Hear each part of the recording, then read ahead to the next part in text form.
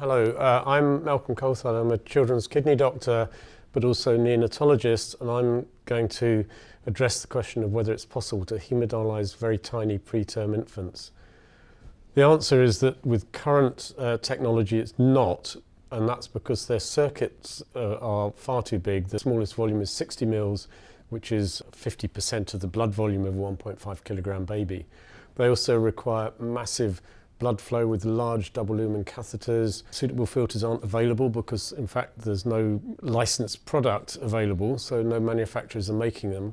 The ultrafiltration control on existing machines can only be described as terrible. The Gambro machine, which is most widely used, the manufacturers quote an ultrafiltration tolerance of plus or minus 30 mils per hour, which is way outside of use for preterm babies. Finally, Poiseuille's law makes it absolutely clear that it's impossible with a standard circuit to remove blood from a baby sufficiently fast to satisfy the needs of a dialysis filter without it clotting, so something completely new was needed.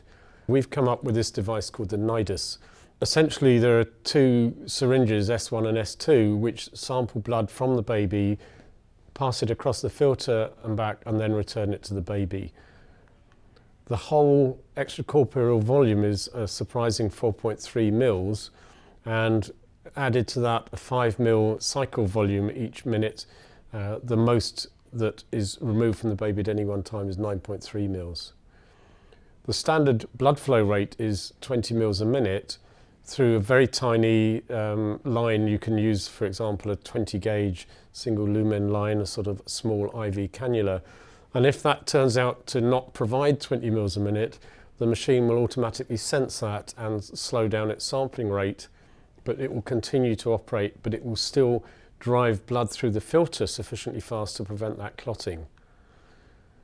The inherent nature of the device is that the ultrafiltration is controlled by differences in movement between syringe 1 and 2, and inherently it is absolutely precise to microliter levels, and we are indeed able to ultrafilter volumes very easily, and we've used this in babies from 800 grams to 8 kilograms, and in most very tiny babies using no heparin, because we only need an ACT of 150. That will require small amounts of heparin in larger babies and none in many small babies, and compares to standard hemodialysis requirements of ACTs between 180 and 220. What sort of clearances do we get with this? Well, the lower three lines, red, blue and green lines, are the chemical clearances that are produced in piglets across this weight range using peritoneal dialysis. The blue line shows where the baby's normal kidney function would be, and the upper lines, the HD, shows what is produced by Nidus. And as you can see, for babies of 1 and 2 kilograms, if we set the machine on standard settings, we actually hyper dialyze these babies, and we can just simply slow that down. In essence, unlike standard dialysis machines, it's much easier with the Nidus to dialyze very small babies than it is to dialyze larger babies. So in summary, we have a machine where the circuit is so small that you don't need to prime it. The blood flow requirement is so small that you can just use a single lumen tiny cannula. We have a very tiny filter.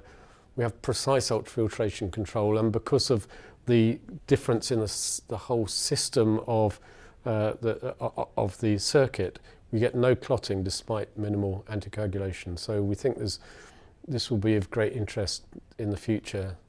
Thank you for listening.